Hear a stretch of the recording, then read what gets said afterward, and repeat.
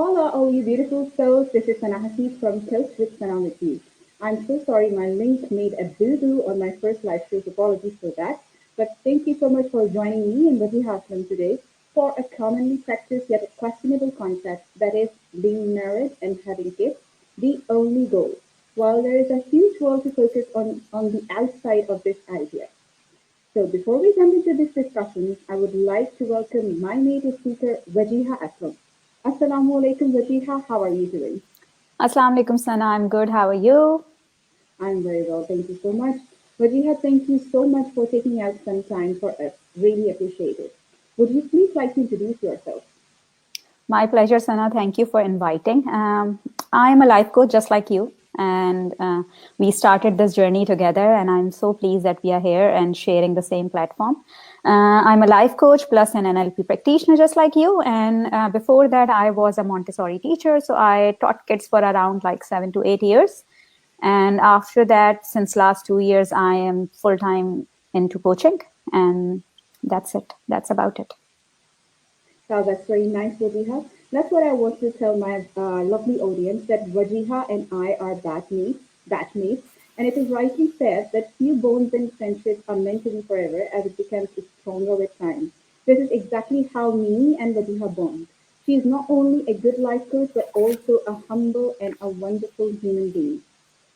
But just to Thank give a you. clear, you're welcome, Wajiha. Just to give a clear view about this topic to our lovely audience, this is not an anti-marriage or specifically related to any religion or culture.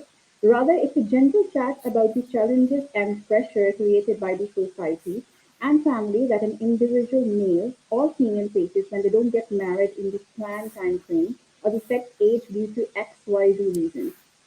Coming back to Wajiha, my first question to you is, how do you perceive this concept of being married and having kids only? And should this be the only purpose in life after a certain age or time? What is your say? All right, Sana, thank you for asking. And the thing is, Sana, when it comes to the purpose of life, the sole purpose is to, as we are Muslims, so the sole purpose is like to, worship one God and follow the path of our Prophet, sallallahu alaihi wasallam.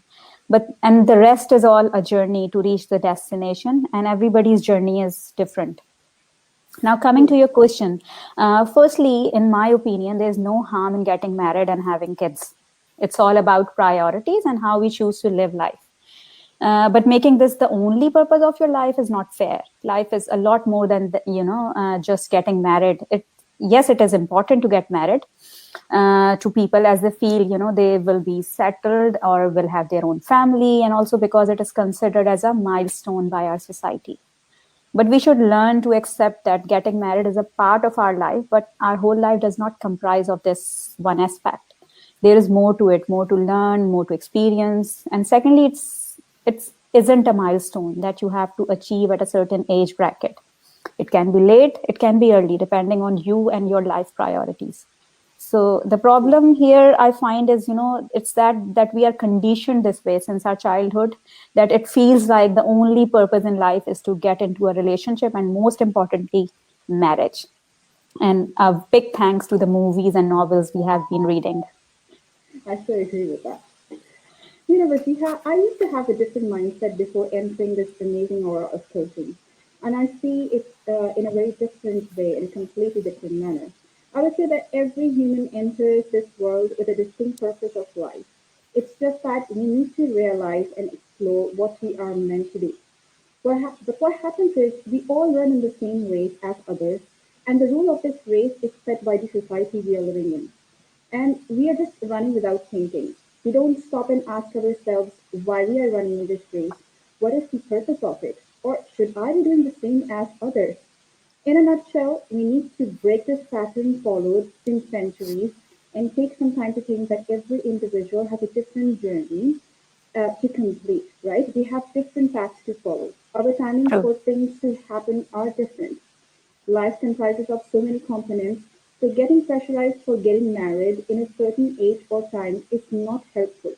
Instead, we True. must focus on other goals that we may not be able to complete after being married due to our priorities and responsibilities. And marriage shall fill its colors when it's time. Agreed. So my second question to you is, Wajiha, being a life coach, I'm sure you have experienced coaching individuals going through the same pressure, yes? Can you please share with us what thought process men and women experience when they don't marry in the expected time? Good question. As I said earlier, Sana, that it is considered as a milestone, by our society. Hence, there is an undue, unknown pressure everyone experiences in their life. So this pressure does not, differentiate between men and women. But what thought process they experience solely depends on their priorities in life. If marriage is a priority to them, obviously it will be difficult for them to handle this pressure. The peer pressure, the society pressure, and the age limitations too. So now in our part of the world, it's quite, complicated how we choose our life partner. This certainly creates a lot of pressure Yes, because we are not choosing it for ourselves and there are other people involved as well. So whereas in Western world it is quite different. So men and women both face challenges, especially when people don't hesitate asking personal questions like, you are not married yet, or what are your plans to marriage, and all that. So I've seen yes, people who have been through this, and it's not an easy thing to handle. It disturbs people's confidence, their mental health, their view of the world, and sometimes ending up in a wrong and unhealthy relationship due to pressure. What do you say? And I think all these scenarios actually create a lot more chaos in the society than actually not being married. So going into a wrong, unhealthy relationship will be a more chaotic situation. So we have to be mindful about that. I can certainly relate with your answer, Wajiha. That's a very precise yet very good answer. Due to this mental pressure created by the external environment, not only our internal state of happiness is affected, but also the other areas of life. When marriage is made the ultimate goal, our energy Mm. and thoughts are completely consumed by it, and it creates fear, anxiety, and insecurity. Hence, we are unable to concentrate on all the possible and productive tasks and achievements. Thank you very much, Wajiha. My other question to you is, what do you suggest if an individual don't get married in a certain time or age? What approach needs to be adopted? How can it be changed? Hmm. Now, let me put it this way, Sana, that we all have a model of the world that we create through our experiences and learning in life. And same goes for our elders or our parents too. According to their model, when it's time, and children should get married at that time. Now the time has changed, the eras has changed, but the model is still there, and we somehow give up to that model and go for their choices. So I always say one very nice sentence, and we have learned that through our NLP practice, that it's a choice is better than no choice. So you should Yes, always choose for yourself, because even when you are not choosing, you are choosing by giving someone else the right to choose for you. exactly. Now, having said that, first thing first is identify if it's your choice or you're just following the norm of the society.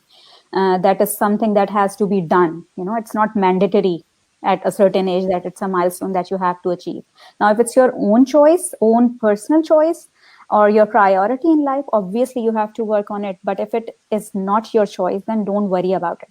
Focus on the goals you want to achieve, and everything will fall in place when it's time, just like you said earlier.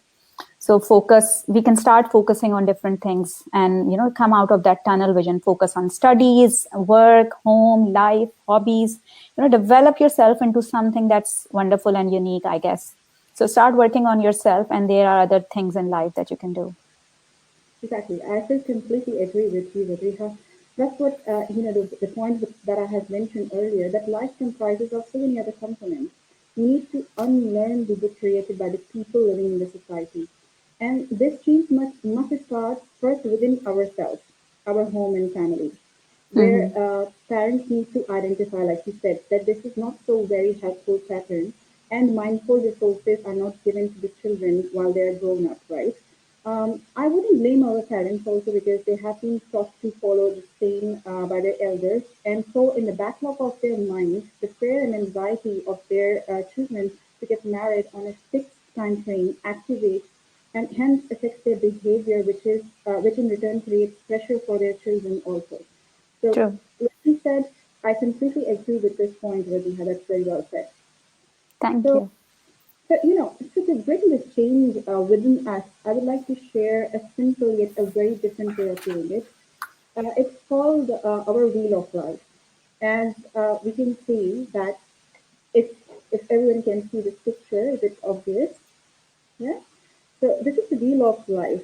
It comprises of many areas of life, like career, self-growth, relations, marriage, and of course, marriage is part of relations. We rate our areas of life as per our satisfaction and prioritize it by listing the course of action we need to adopt and implement in order to attain the internal joy. So those who are interested to know more about it, stay tuned for my upcoming video and I'll explain it more. Coming back to Wajiha, um, my last but the most important question to you is, should we be in despair on the matters not in our control, or what instead we must do to be content? Mhm. I believe that there are, Sana, no, unresourceful people in life, only, unresourceful states. So first thing is to not, fall in the trap of age limit and milestones set by the society. Secondly, it's good to communicate it to people around them. You Yes, have to communicate it to people that, okay, marriage is not my only priority in life. I have other things to do as well. And make it clear to yourself as well. So, how you can do it is you tap into your most resourceful state and mindset and ask yourself, what else can I do to make my life more fulfilling, more meaningful, and more purposeful? Yes, everyone wants a family and a happy married life, but while waiting for that perfect one, do not waste your energy on controlling what's not there. Instead, work on absolutely, what's already there and in your true. control, and the only thing that's in your control is you. So always remember that life does not happen to you, it happens through you.